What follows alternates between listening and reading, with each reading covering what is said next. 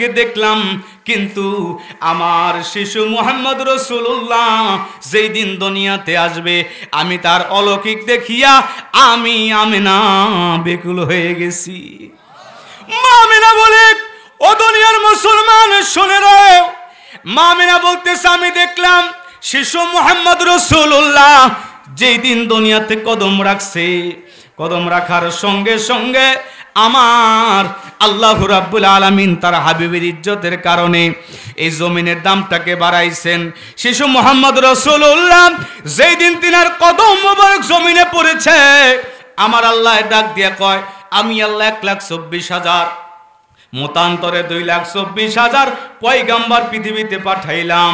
কোন নবীদের জন্য এই জমিনকে নামাজের জন্য যাই নামাজ বানাই নাই, আল্লাহু আকবার বলে।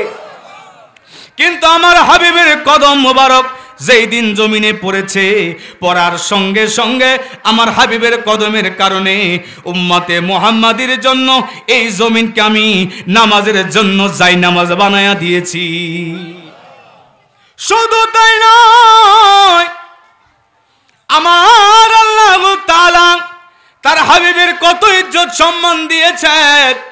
যেই দিন আমার নবীকে মেরাজের রজনী জগৎ ভ্রমণ করিয়েছেন, নবী আমার জুতা মোবারক নিয়ে আরশের মাকামে গিয়েছে, আরশ মহল্লায় জুতা মোবারক নিয়ে চলে গেলেন।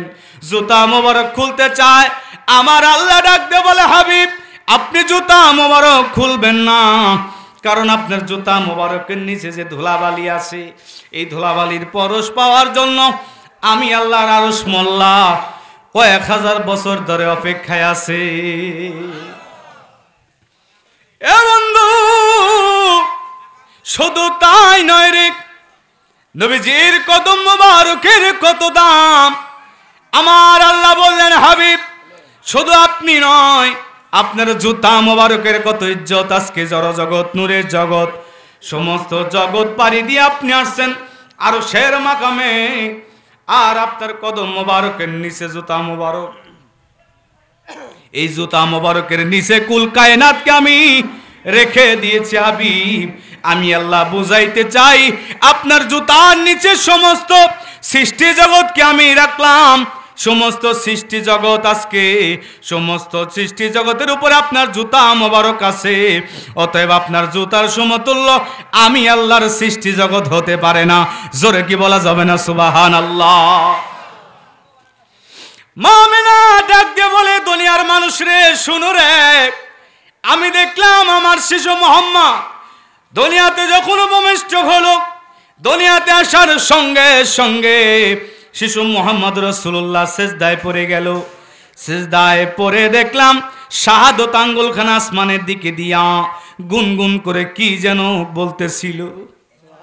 জোরে বলেন না। নবীজির শানের কথা বলবো গো কারে, মারহাবা। ইলাহি আলামিন আসমান আর জমিন সৃজন করিলেন আল্লাহ যাহার খাতিরে। নবীজির শানের কথা বলবো গো কারে, নবীজির শানের কথা পারে তরি বান্ধিয়া, পারে তরি বান্ধিয়া আমার নবী থাকবে দাঁড়াইয়া, পারে তরি বান্ধিয়া নবী থাকবে দাঁড়াইয়া। ইমাম হাসান হুসাইন রবে দুই কিনারে, নবীজির শানের কথা বলবো গো কারে, নবীজির শানের কথা। মা আমিনা ডাক দিয়া বলে, ও দুনিয়ার মুসলমান, আমি কান লাগাইলাম দেখি আমার শিশু মুহাম্মদ রাসূলুল্লাহ কি বলে, আমি একটু শুনি। মা আমিনা বলে, আমি স্পষ্ট শুনতে পাইলাম রে, আমার শিশু মুহাম্মদ রাসূলুল্লাহ বলতেছে, ইয়া রব্বি হাবলি উম্মতি উম্মতি উম্মতি।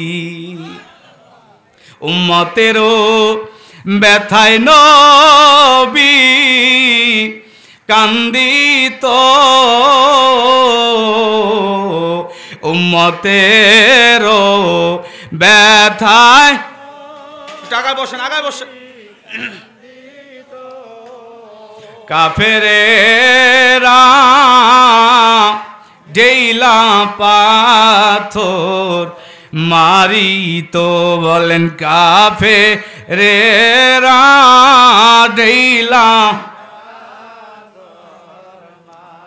জন্ম নিয়া কান্দেন নবী উম্মতি, জন্ম নিয়া কান্দেন আমার উম্মতের হবে কোন গতি, বলেন আমার উম্মতের। এ সুন্নি মুসলমান, আমার নবী দুনিয়াতে আসবে রে, রোজে আজলে আমার আল্লাহ সমস্ত নবীদের কাছ থেকে ওই দিন ওয়াদা নিয়েছিল। আমার আল্লাহ বলেছিল, নবী সকল তোমরা বলো আমার কাছে ওয়াদা করো, আমার আখিরি জামানার বন্ধু নূর নবীকে যেই দিন আমি আল্লাহ দুনিয়ার মধ্যে পাঠাবো তোমাদের নবুয়ত শেষ হয়ে যাবে, ওই দিন সমস্ত নবীরা আমার আল্লাহর কাছে ওয়াদা করেছিল, আল্লাহর কাছে বলেছিল আপনার বন্ধুকে পাঠানোর সঙ্গে সঙ্গে আমাদের নবুয়ত শেষ হবে, আমরা আখিরি জামানার নবী নূর নবীর কাছে আমরা কালেমা পড়ব। জোরে বলেন আল্লাহু আকবার। এ বন্ধু, আপনাদেরকে একটি ঘটনা শোনাই। আল্লাহর পয়গম্বর সুলাইমান আলাইহিস সালাম আল্লাহর একজন জলিল কদর নবী ছিল। এই আল্লাহর পয়গম্বর সুলাইমান আলাইহিস সালামকে আমার আল্লাহ একটা সিংহাসন দান করেছিল, একটা তখ্ত দান করেছিল রে, যে সিংহাসনের উপরে বসে তামাম পৃথিবী সওয়ার করত, সময় লাগতো মাত্র 12 ঘন্টা। কয় ঘন্টা? জোরে বলেন কয় ঘন্টা? হাত উঠাও, বলেন কয় ঘন্টা? নারে তাকবীর, নারে রিসালাত, বিশ্বলি খাজা ফরিদপুরি আজকের ফাতিহা মাহফিল আজিমুশান ইসলামী জলসা, নারে তাকবীর। আল্লাহর পয়গম্বর সুলাইমান আলাইহিস সালামকে আমার আল্লাহ তখ্ত দান করেছিল, তামাম পৃথিবী সওয়ার করতেন, সময় লাগতো মাত্র 12 ঘন্টা। কয় ঘন্টা? এই 12 ঘন্টার সময়ের মধ্যে তিনি তামাম পৃথিবী সওয়ার করতে পারতেন, সফর করতে পারতেন। সুবহানাল্লাহ বলে। হঠাৎ করে আল্লাহর পয়গম্বর সুলাইমান আলাইহিস সালাম তিনি একদিন সফরে বের হলেন, সারা পৃথিবী তিনি সফর করতেন। হঠাৎ করে একটা মরুপ্রান্তর দিয়া পাড়ি দিয়া যাচ্ছিলেন, কিন্তু তার তখ্ত আর যায় না, থেমে যায়। আল্লাহর পয়গম্বর সুলাইমান আলাইহিস সালাম বললেন, কিরে সিংহাসন, এতক্ষণ সফর করলা, দ্রুত গতিতে তুমি চললা, কিন্তু এই মরু এলাকায় এসে তুমি থেমে গেলা, কারণ কি? ওই তখ্ত জবাব দিয়ে বলে, ও আল্লাহর নবী, এলাকায় আমি পাড়ি দিয়া যাব, এত বড় সাহস, এত বড় বেয়াদবি আমি করতে পারবো না। বলে, কারণ কি? বেয়াদবি হবে কেন? তখ্ত ডাক দিয়ে বলে, আল্লাহর পয়গম্বর ও সুলাইমান আলাইহিস সালাম, এই এলাকাটা একটা মরুভূমি এলাকা বটে, কিন্তু আমার আল্লাহ তাআলার কাছে এই এলাকাটা বড় দামি এলাকা। বলে, দামি হওয়ার কারণটা কি? এবার তত্ত্ব ডাক দিয়া বলে, সিংহাসন ডাক দিয়ে বলে, আল্লাহর নবী গো, এই এলাকার দাম হওয়ার কারণ হলো এলাকাতে আখিরি জামানার নবী আসবে। হাত উঠায় বলে আল্লাহু আকবার। আখিরি জামানার নবী আসবে, আমার নবীর আগমনে আমরা খুশি না বেজার? জোরে বলেন, খুশি না বেজার? নবী পাই আমরা খুশি না বেজার? আমরা খুশি, কিন্তু একদল ভাইয়েরা বেজার আছে কি আছে না? জোরে বলেন, আছে কি আছে না? আল্লাহর পয়গম্বর ডাক দিয়ে বলতেছেন, এ সিংহাসন কারণটা কি? এবার সিংহাসন ডাক দিয়া বলে, আল্লাহর নবী, এই এলাকা যদি আমি পাড়ি দিয়া যাই, উপর দিয়া যদি যাই, আমার বেয়াদবি হবে, কারণ এলাকার মধ্যে আখিরি জামানার নবী আসবে, উনি নবুয়ত প্রচার করবে। নবুয়ত প্রচার যখন শেষের দিকে আসবে, ওনার ইন্তেকাল শরীফ হয়ে যাবে। ওনার ইন্তেকাল শরীফ হওয়ার পরে আমার আল্লাহ নির্ধারণ করেছে এই মরুপ্রান্তর এলাকার নাম হবে ইয়াসরিব। কি নাম? জোরে বলেন কি? কিন্তু আখিরি জামানার নবীর কদম মুবারক যেই দিন পড়বে, ওনার কদম মুবারকের কারণে আমার আল্লাহ ডাক দেয়া বলে, হাবিব আপনার কদমের কত দাম, আপনার কদম মুবারকের কারণে আমি আল্লাহ ইয়াসরিব নাম পরিবর্তন কইরা সোনার মদিনা নাম দিয়ে দিয়েছি। মদিনার ধুলাবালি সুরমা বানাবো, মদিনার ধুলাবালি সুরমা বানাবো, সেই সুরমা চোখে দিয়া রসুল দেখিব, সেই সুরমা চোখে দিয়া।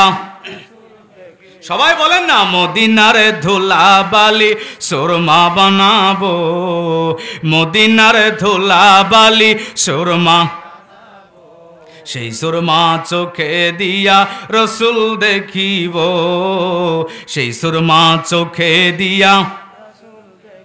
কত মানুষ যায় মদিনায় আমার সালাম কইও রোজায়, কত মানুষ যায় মদিনায়, কত মানুষ যায় মদিনায় আমার সালাম কইও রোজায়, জিজ্ঞাসিও নবীকে আমি কবে যাইব, সেই সুরমা চোখে দিয়া রসুল দেখিব, সেই সুরমা চোখে দিয়া। ভাই সাউন্ড কম করে সাউন্ড বাড়া রে ভাই। সেই সুরমা চোখে দিয়া। ও মদিনা মানওয়ারা তুমি সারায় মন মরায়, ও মদিনা মানওয়ারা মারহাবা, ও মদিনা মানওয়ারা তুমি সারা এমন মরা, ইমান নসিব করে আমায় দে, ও রসুল মোরে মদিনার গোলামি আমায় দে, আল্লাহুম্মা সাল্লি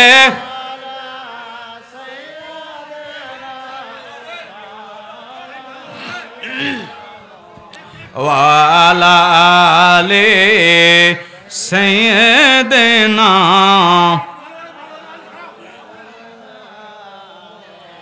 সুলাইমান আলাইহিস সালাম বললেন, এ সিংহাসন ব্যাপার কি, এই এলাকার তো ক্ষমতা বলে আখরি নবীর রওজা মুবারক এইখানে হবে, এই কারণে আমি সিংহাসনের এত বড় ক্ষমতা নাই, আমি এই মরুর উপর দিয়ে আমি যাব, আল্লাহ রাসূলের রওজা যেখানে হবে তার উপর দিয়ে গেলে আমি সিংহাসনের বেয়াদবি হবে, এই কারণে আপনি সুলাইমানকে নিয়ে আমি এলাকা উপর দিয়ে পাড়ি দিয়ে যাইতে পারবো না, আপনি একটা কাজ করেন, এই এলাকা আপনি হেঁটে হেঁটে পাড়ি দিয়ে চলে যান।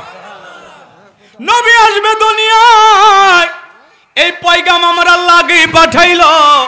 আল্লাহর পয়গাম্বর মুসা আলাইহিস সালাম তিনি আল্লাহ পাকের একজন জলিল কদর নবী। আমার আল্লাহ তাকে একটা লাঠি দিয়েছিল, লাঠি, যে লাঠিটা জমিনের উপরে সারার সঙ্গে সঙ্গে জমিনের মধ্যে মস্ত বড় সাপ হয়ে যাইতো। জোরে কি বলা যাবে না আল্লাহু আকবার? এই লাঠিটা সমুদ্রের মধ্যে নিক্ষেপ করলে সমুদ্রের মাঝখান দিয়া রাস্তা হয়ে যাইতো। এই লাঠি আল্লাহর পয়গম্বর তিনি মুরাকাবায় বসতেন, লাঠি মাঝে মধ্যে নাই হয়ে যায়, মাঝে মধ্যে গায়েব হয়ে যায়। একদিন লাঠি হঠাৎ করে আল্লাহর পয়গম্বর মুরাকাবায় বসবে, লাঠি নাই হয়ে যায়, গায়েব হয়ে যায়।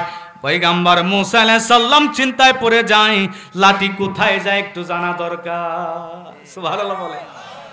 আল্লাহর পয়গম্বর মুসা আলাইহিস সালাম তিনি মুরাকাবায় বসে একটু করে চায়, একটু করে চোখ বন্ধ করে, এ লাঠি কোথায় যাও আমি আজকে দেখবো। আল্লাহু আকবার।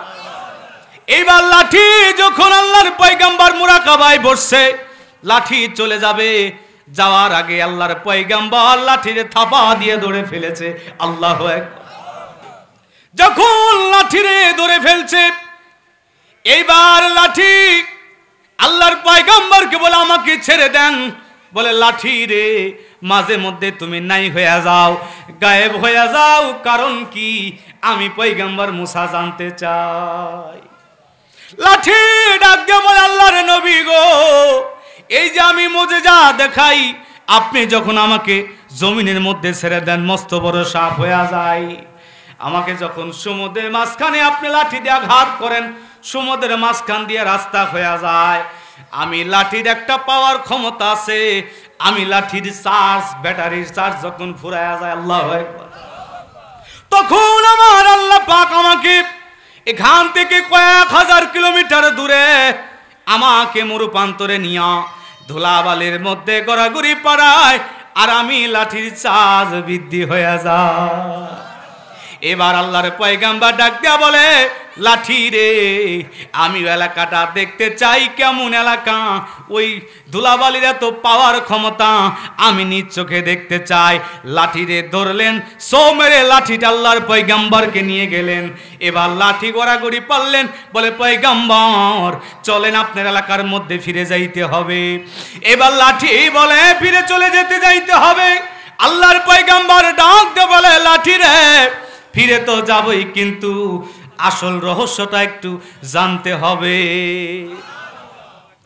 এলা ঠিক আমি জানি আমার আল্লাহ পাকের বিশেষ মজেজা দেখাও তুমি, কিন্তু এই ধুলাবালির মধ্যে তোমার গোড়াগড়ি পাড়ায় এই ধুলাবালির এত পাওয়ার কোত্থেকে হইল। এবার আল্লাহর ফেরেশতা জানায় দিলেন, আল্লাহর পয়গম্বর মুসা আলাইহিস সালাম, আমার আল্লাহ পাক তার আখিরি জামানার নবীকে দুনিয়াতে পাঠাবে, তিনি নবুয়তি প্রচার করবে। এলাকার মধ্যে তার রওজা শরীফ হবে, যেই জায়গার মধ্যে রওজা শরীফ হবে ওই ধুলাবালির ইজ্জত আমার আল্লাহ বাড়িয়েছে। এই কারণে ওই লাঠিরে গড়াগড়ি পাড়ায় লাঠির চার্জ বৃদ্ধি হয়ে যায়। এর মহান মুজিজাটা হলো আখিরি নবী নূর নবীর কারণে। আরব দেশে কাবার পাশে মানুষের সেরা এক মানুষ এসেছে, হাবিব এসেছে, রসুল এসেছে, বলুন না হাবিব রাসূল, হাবিব এসেছে, নবী এসেছে, রাসূল এসেছে, নবী। বন্ধু মুসলমান গভীর মনোযোগ, আল্লাহর পয়গম্বর মুসা আলাইহিস সালাম বুঝতে পারলেন আখিরি জামানার নবীকে তাজিম করতে হবে, কিন্তু আমরা বেকুবের দল নবীর আগমনে আমরা খুশি হইতে পারি না। কথা বলেন ঠিক কিনা? আমার নবীর আগমনে অন্য ধর্মের লোকেরা নবীকে ইজ্জত করেছে, সম্মান করেছে, নবীকে তাজিম করেছে। আমার নবীর একজন বৃদ্ধ সাহাবী যার নাম ছিল হযরত সালমান ফারসি রাদিয়াল্লাহু তাআলা আনহু। এই সালমান ফারসি ইহুদি ঘরের সন্তান।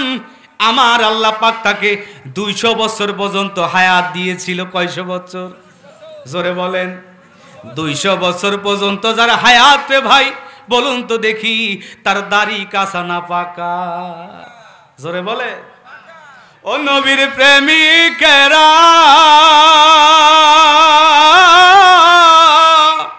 দিশেহারা মরণের ভয় করে না, প্রেম তো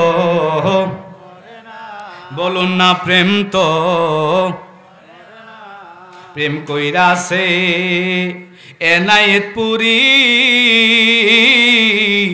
সেই প্রেমেতে ফরিদ পুরি গো। মারহাবা। বাবাই সকল সম্পদ পীরকে দিল, তবু পীরকে ছাড়লো না, প্রেম তো বলুন না, প্রেম তো মরে না। ও নবীর প্রেমিকেরা, দিশেহারা মরণের ভয় করে না, প্রেম তো। সালমান ফারসিকে আমার আল্লাহ 200 বছর পর্যন্ত হায়াত দিয়েছিল রে। সালমান ফারসি ইহুদি ঘরে জন্ম নিয়েছিল। প্রতিদিন পাদ্রীর কাছে যাইতো দীক্ষা নেওয়ার জন্য, শিক্ষা অর্জনের জন্য। এই সালমান ফারসি রাতের বেলা বালিশের মধ্যে মাথা দিয়া চিন্তা করে, আমি দুনিয়ার মধ্যে থাকলাম, কিন্তু যে আল্লাহ আমাকে বানাইলো ওই আল্লাহকে কোনোদিন দেখলাম না। আমার মনে বড় চায় আমি আল্লাহকে দেখব। একদিন পাদ্রির কাছে সকালবেলা চলে গেলেন। পাদ্রিকে ডাক দিয়ে বলে, পাদ্রি রে, তোমাদের ধর্মে দীক্ষা নিয়েছি, কিন্তু আজও পর্যন্ত আল্লাহকে দেখলাম না। আমার মনে বড় চাই, মনে বড় বাসনা, আমি আল্লাহরে দেখব। পাদ্রি বলে, এ সালমান, তুমি কি পাগল হয়ে গেছো নাকি? আমাদের বংশের কেউ কোনোদিন আল্লাহ দেখে নাই। আমাদের পাদ্রীদের মধ্যে কেউ আল্লাহ দেখে নাই, দেখাইতে পারে নাই। আমি কিভাবে আল্লাহরে দেখাবো? চিন্তায় পড়ছে কিনা? সালমান ফার্সি ডাক দিয়ে বলে, এ পাদ্রী, তুমি যদি আল্লাহ দেখাইতে না পারো রে, আমি তোমাদের ধর্মে থাকলাম না, তোমার ধর্মের মধ্যে লাথি মেরে দিয়া আমি চলে যাব। আল্লাহু আকবার বলে। এবার পাদ্রী ডাক দিয়ে বলে, সালমান রে, কোনদিনও আল্লাহ দেখি নাই, তুমি এত রাগান্বিত হয়েও না। সালমান, বসো বসো, কিতাব ঘেটে দেখি আল্লাহকে কোথায় গেলে পাওয়া যাবে। এবার পাদ্রী কিতাব ঘাটাঘাটি শুরু করে দিয়েছে। তাওরাত জাবুর ইনজিল কিতাবগুলো ঘাটতেছে। কিতাব ঘাটতে ঘাটতে দেখে রে, আল্লাহকে পাওয়া যাইব, তবে এভাবে না। আল্লাহকে পাওয়ার জন্য আমার আল্লাহ তার প্রিয় বন্ধু রাহমাতাল লিল আলামিনকে আমার আল্লাহ দুনিয়ার মধ্যে পাঠাবে। এ সালমান, আখিরি জামানার নূর নবী আসবে রে, ওই নবীর কাছে গেলে আল্লাহর সন্ধান পাওয়া যাবে। সুবহানাল্লাহ। সালমান ফার্সি বড় চিন্তায় পড়ে গেলেন, সেই নবীকে কোথায় পাবো? এবার সালমান ফার্সি বলে, এ পাদ্রী, তিনি আখিরি জামানার নবী? বলে, হ্যাঁ। ওই নবীকে কোথায় গেলে পাবো? পাদ্রী ডাক দিয়া বলে, ও সালমান, বসো। কিতাব ঘাটতেছে। ঘাটতে ঘাটতে দেখে রে, আখিরি জামানার নবী যে এলাকার মধ্যে আসবে, ওই এলাকার মধ্যে খেজুর গাছ আর খেজুর গাছ। এ সালমান, ওই এলাকার মধ্যে মরুভূমি এলাকা, শুধু খেজুর গাছ আর খেজুর গাছ। আখিরি জামানার নবী তার একজন সাহাবী আবু আইয়ুব আনসারীর বাড়িতে আসবে। জোরে বলেন না, আরো জোরে। জোর হইল না? নারে তাকবীর, নারে রিসালাত। এ বন্ধু মুসলমান, সালমান ফার্সি চিন্তায় পড়ে যায়। বলে, পাদ্রী রে, আখিরি জামানার নূর নবী, তিনাকে কিভাবে বুঝবো তিনি আখিরি নবী? এবার পাদ্রী বলে, বসো, কিতাব ঘাটি। কিতাব ঘাটতে ঘাটতে দেখে রে, আখিরি জামানার নবী যিনি হবে, তিনি সদকার টাকা নেয় না, যাকাতের টাকা গ্রহণ করে না। সুবহানাল্লাহ বলেন। কিন্তু আমার দেশের কিছু মৌলবীরা যাকাতের টাকা খায়, কয় আমিও যা, নবীও তাই। আসেনি? জোরে বলেন, আছে কিনা? তোমার মতো আমার নবী যাকাতের টাকা খায় নাই, ফিতরার টাকা খায় নাই। নবী যিনি হবে, পাদ্রী ডাক দিয়া বলে, যাকাতের টাকা ফিতরার টাকা নিবে না, তবে হাদিয়া তওফা গ্রহণ করবে। সালমান, আখিরি জামানার নবীর যেদিন পাইবা, কিছু খেজুর হাদিয়া তওফা নিয়ে যাইবা। আলোচনা শুনবেন, আজান দিবে ইনশাল্লাহ 1টা বাজলে, তার যতক্ষণ চলবে ইনশাল্লাহ বলতে থাকি নাকি? কত বাজে দাদা? এ বন্ধু মুসলমান, শুনো রে, সালমান ফার্সি ডাক দিয়ে বলে, পাদ্রী আখিরি জামানার নবী হবে, আর তার কোনো মুজিজা আছে কিনা? এবার পাদ্রী ডাক দিয়ে বলে, বসো, কিতাব ঘাটি। কিতাব ঘাটতে ঘাটতে দেখে রে, আখিরি জামানার নবীর পিঠ মোবারক একটা নবতী মোহর থাকবে। এ সালমান, যদি কোনোদিন আখিরি নবীর সন্ধান পাও, ওই নবতী মোহরে একটা সুমা লাগায়া দিও। সালমান ডাক দিয়া বলে, পাদ্রী, তোর ধর্মে লাথি মারলাম, যাই আমার নবীর সন্ধানে, আমার নবীরে পাইলে নাকি আল্লাহ পাওয়া যাবে। এবার সালমান ঘর ছাড়লেন, বাড়ি ছাড়লেন, সব কিছু ছেড়ে দিয়া আমার আল্লাহ তার রাসূলের প্রেমের পাগল হইয়া দেশ বিদেশে ঘুরে। আমি পাপী অপরাধী মৌলা তোমার দয়া চাই বলেন আমি পাপী অপরাধী মৌলা তোমার বলেন না বলেন তুমি দয়া না করিলে আমার হবে কি উপায় বলেন তুমি দয়া না করিলে আমার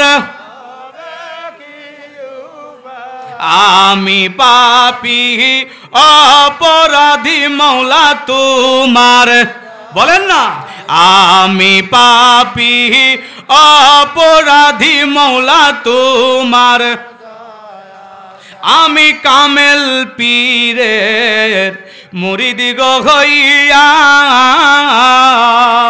দেশ বিদেশে ঘুরি মৌলা তোমার পাবার লাগিয়া আমি খাজা বাবার মুরিদ গো হইয়া দেশ বিদেশে ঘুরি মৌলা তোমার পাবার তুমি দয়া না করিলে তুমি দয়া না করিলে আমার হবে কি উপায় বলেন তুমি দয়া না আমার হবে কি উপায় আমি পাপী অপরাধী মৌলা তোমার সালমান ডাক দিয়া বলে যায় আমার নবীর সন্ধানে বের হয়ে গেলেন হাঁটতে হাঁটতে কয়েক কিলোমিটার রাস্তা চলে গেলেন দূর থেকে দেখা যায় একটা খেজুরের বাগান এবার সালমান ফার্সির মনে বড় খুশি এই এলাকা গেলেই তো নবীরে পাবো সালমান ফার্সি ঘর ছাড়লেন বাড়ি ছাড়লেন পাদ্রি বললেন পাদ্রি বিদায় দাও আমার আল্লাহর সন্ধানে আর আমার নবীর সন্ধানে বের হয়ে গেলাম আমার আল্লাহর বাড়ি কই আমার নবীর বাড়ি কই আমার আল্লাহর বাড়ি কই আমার ওই আরে আল্লাহর বাড়ি পাইতে হলে নবীর বাড়ি যাও বলেন আল্লাহর বাড়ি নবীর বাড়ি যাও আল্লাহর বাড়ি গই আমার সময় বেশি পাবো না সালমান ফার্সি এবার চিন্তা করতেছে নবীকে কোন দিনে পাবো কোথায় গেলে পাবো একটা বাজারের মধ্যে তিনি চলে গেলেন কিন্তু নবীকে পাই না এবার সালমান ফার্সি মনে মনে চিন্তা করলেন কোন দিন নবীকে পাবো কোনো সিউরিটি নাই যদি একটা চাকরি পাইতাম চাকরি করতাম আর আখরি নবীজির সন্ধানে থাকতাম যেই দিন আমি নবীকে পাইতাম রে আমার নবীজির কদমের গোলাম হইয়া যাইতাম এজন্য মুসলমান সালমান ফার্সি কথা বলার মাত্রই ওই বাজারের মধ্যে একটা ইহুদি খেজুরের বাগানের মালিক আসছে ঘোষণা দিয়া দিল রে আমার একজন লোকের দরকার সালমান ফার্সি ডাক দিয়া বলে যাই এই ইহুদির যদি লোক লাগে নারে তাকবীর নারে তাকবীর ফরিদি সাহেবের আগমন মুফতি সাহেবের আগমন নারে তাকবীর নারে রিসালাত এ বন্ধু মুসলমান সালমান ফার্সি চিন্তা করে আমি যদি একটা চাকরি পাইতাম চাকরি করতাম আর নবীজির সন্ধানে থাকতাম এবার ইহুদিকে বলল আপনার বাগানে কি চাকরি দেওয়া যাবে ইহুদি বলে আমি বৃদ্ধ মানুষকে কোনো চাকরি দেই না কারণ সালমান ফার্সির বয়স হয়ে গেছিল 200 বছর কত বছর জোরে বলেন সালমান ফার্সি ডাকতে বলে ইহুদি শোনো রে আমাকে চাকরি দিলে বেতন দেওয়া লাগবে না শুধু 2 বেলা খাইতে দিলেই হবে এবার ইহুদি ডাক দিয়ে বলে টাকা দিয়া মানুষ পাই না আর টাকা ছাড়া চাকরি করবে ঠিক আছে তবে শর্ত আছে এ সালমান আমি যতদিন পর্যন্ত তোমাকে আজাদ না করব ততদিন পর্যন্ত তুমি যাইতে পারবা না বলো রাজি আছো কিনা সালমান ফার্সিকে ইহুদির বাগানে চাকরি দিলেন। লম্বা আলোচনা। এবার